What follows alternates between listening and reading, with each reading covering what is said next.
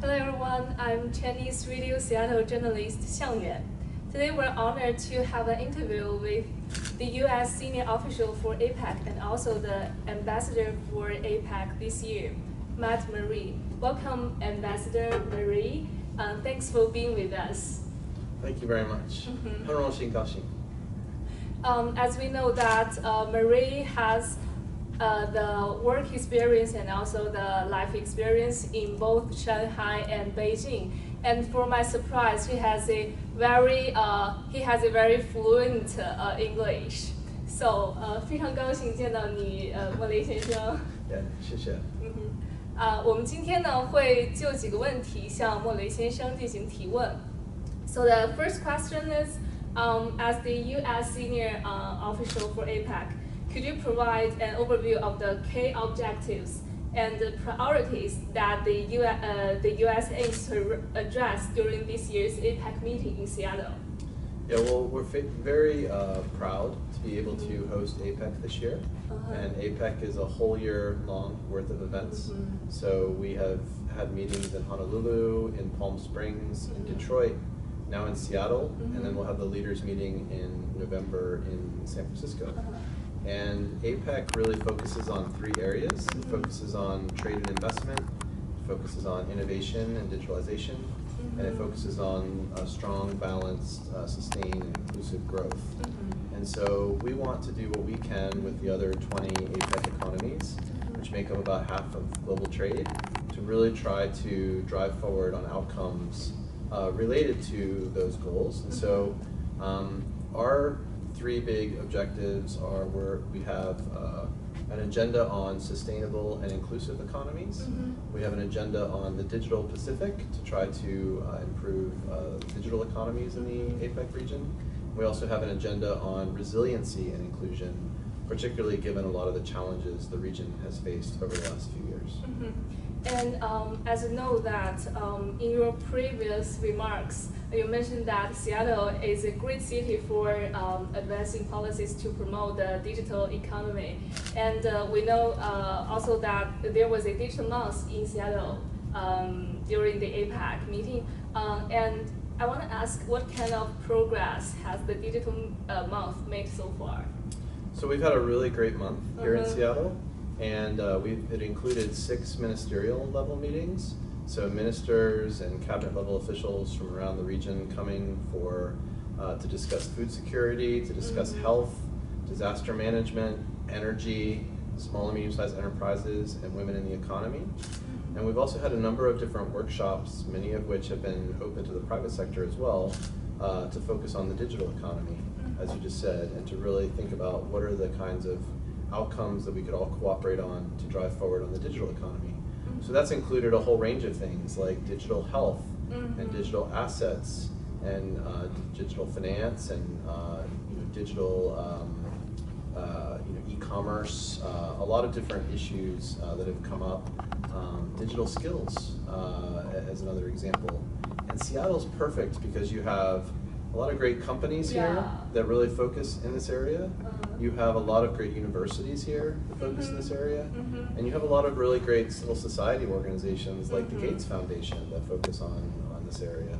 And so we've been able to have really great dialogues between the APEC member economies that are visiting Seattle and a lot of these really important partners that you have right here in Seattle and in the state of Washington. And also as an Asian, also the international student in the UW, I personally very glad to see that we have the digital month in Seattle. Because I'm about to graduating from UW, and that's really like a really good example and also the experience for me to have all those like the APEC conferences or joining the digital month.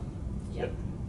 And the second question, so APEC has historically played a crucial role in advancing sustainable development goals and addressing environmental issues.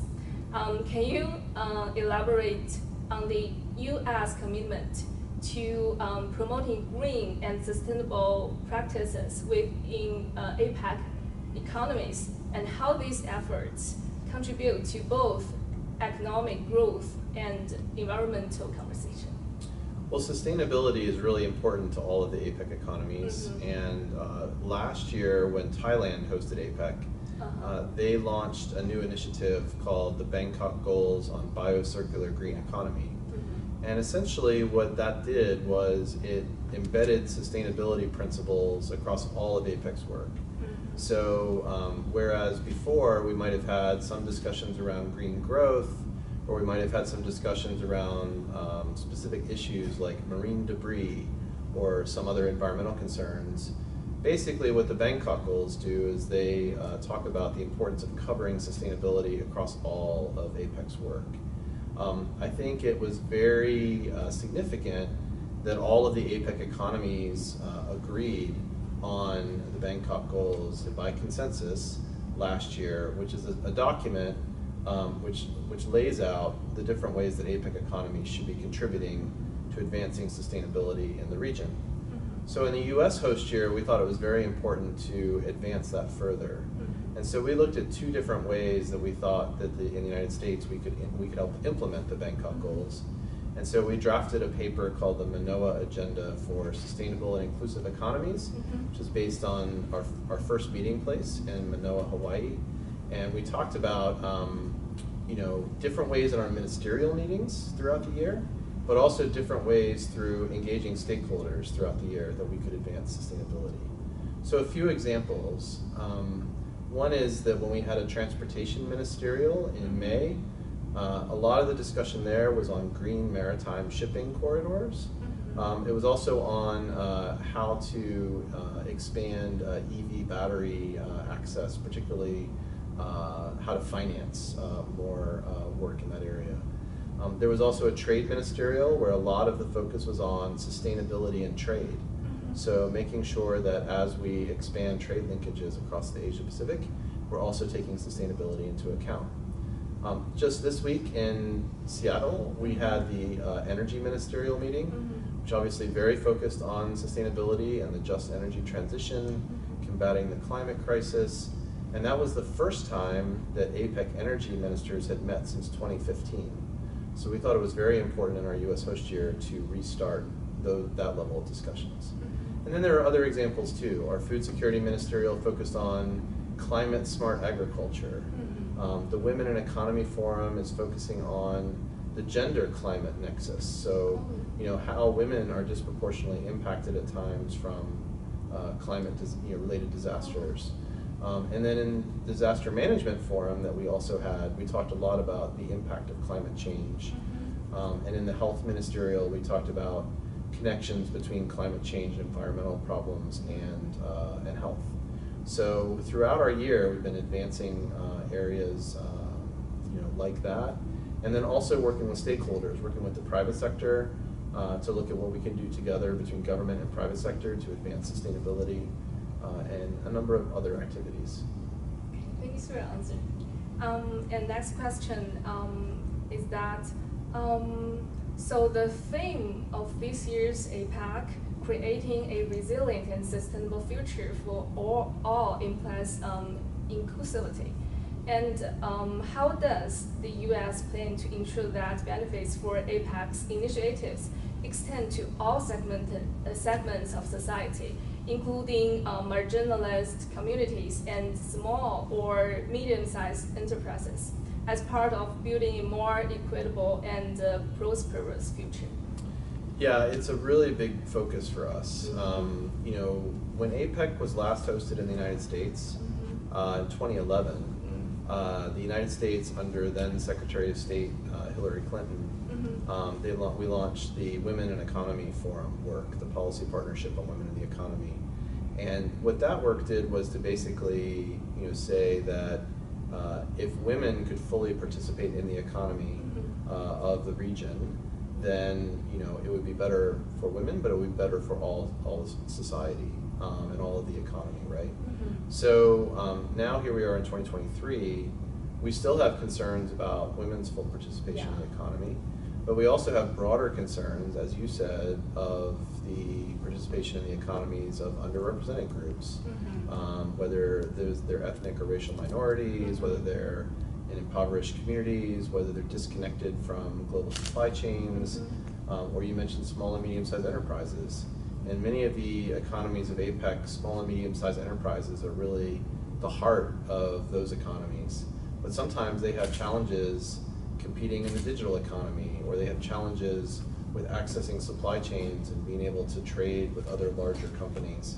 And so in APEC, there are already some built-in, there's already some built-in work, like I mentioned, the SME Ministerial and Working Group, the Women Economy Forum, where we can really try to add to that. But what we also need to do is we need to make sure that as we go out and we engage stakeholders and we talk about APEC, we're also broadening our reach to communities like indigenous communities. So here in Seattle and at other meetings, we've had indigenous communities come in and share their experience with the APEC delegations. I've also traveled out to other parts of the United States and met with small and medium-sized enterprises, or met with minority-owned enterprises, or met with women-run enterprises. One of the things we're going to do tomorrow is we're going to go down to the Pike Place Market, and we're going to interview a lot of small and medium-sized enterprises about their experience and about how they engage with the Asia-Pacific region. So then it'll be like we're switching places. I'll be the interviewer. Yeah. And Pike Place, I think Pike Place have the best flowers of Seattle. Okay. Yeah. No, and there's a lot of. You should check it out. I will, and there's a lot of great companies there that have, there may be women owned, or they may be minority owned, or they are, they're trying to access more overseas markets, and so we want to see what we can do to be helpful to those kinds of companies. Oh, that's so cool. And also we know that tomorrow is the Women's Economy Forum. So in your experience, what do you think the biggest economic challenge for women in Asia versus the US? I think one of the things we've seen in the last 12 years when we've worked on this in APEC is that most economies across the region have similar challenges in this area, right? Do women have the same opportunity to fully participate in the economy as men? Do women earn the same salaries as men? Do women have options, as a care economy, like if they want to, take care of children as well? How does that work with family and society? And I think as you look around the region, these are all challenges across the board. So one of the things I like about APEC is you could be from the United States, or you could be from Korea, or you could be from Peru or Australia, but when it comes to talking about women's economic empowerment, there's a lot of similar challenges that they face, but also some good opportunities. And so I'm excited that this week you'll have the Women in Economy Forum, where a lot of women from around the region will be gathering to talk about these challenges and to come up with some solutions. But also, engaging, all parts of society, engaging men, engaging, other elements of society, really to make sure that this is a conversation that everybody is taking part in. And I think that's very, very important. And that's a special thing that I think APEC does. And so I was just out in Seoul in Korea, and I met with some women business leaders there. And they talked about some of the challenges they face in Korea. Korea does struggle with women's economic participation, but at the same point, there was also a lot of familiar, themes of the challenges that women in the United States face too. So I think we just need to continue to make sure APEC is a place where you can have, those kinds of exchanges, so that we can try to, make the situation better. Thank you so much for your answer. And as a Asian woman, I'm from China, and I know that in my hometown there's lots of opportunities, lots of women, like my classmates or my friends that since my childhood, they don't have the opportunity to go back to work after they have a child. So that's really a important thing to talk about through this APEC. Yeah. And OK. And 那接下来接下来是有 OK， 好的，那接下来由那个本台记者的高文静来继续采访莫雷先生。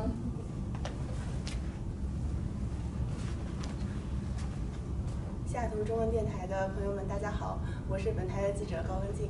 我很荣幸今天呢，请到了 Mr. Mars 先生跟我们去分享交流我们这次 APEC 会议上的内容。然后呢，Mars 先生呢在中国生活过很多年，然后分别在北京和上海。那我们想问一下 Mars 先生，您对中国的印象是怎么样的？我一共住在中国9年，所以首先04年到11年，一直在中国，所以我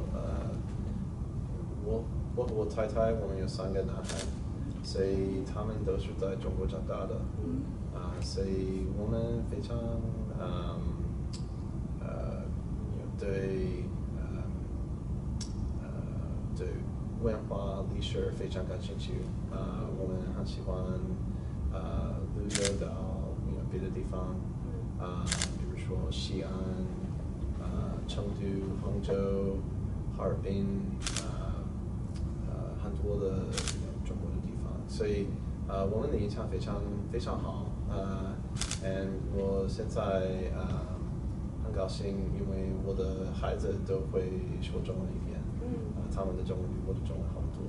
您的中文已经非常好了，对，感谢您今天参加我们的采访，我们想让您给我们中国的观众们送上一个祝福。祝福？说一句祝福的话。祝福的话？对。不好意思，我听不懂那个祝福。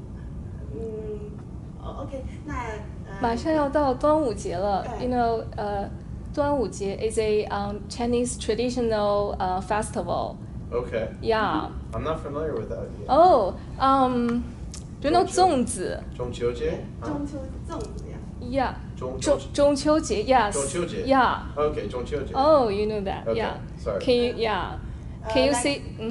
Like American as Can you like? 中秋节，中秋节是家人团圆的日子。Middle Festival， 所以马上过那个中秋节。对，是不是？对。因为我的孩子和我们很喜欢那个月饼。哦。那请您祝我们这个中国的观众们中秋节快乐。中秋节快乐！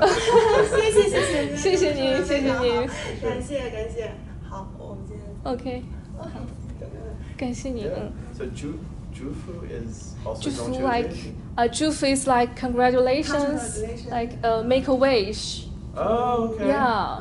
祝福。Sorry, I hadn't heard that one before. I'm sorry. 不好意思。祝福。Yeah， 中秋节快乐。Thank you so much. 很高兴认识你。Thank you so much. Thank you so much. 很高兴认识你。那我们一起一起拍。Can we take a picture together? Sure. Thank you. Yeah, this one.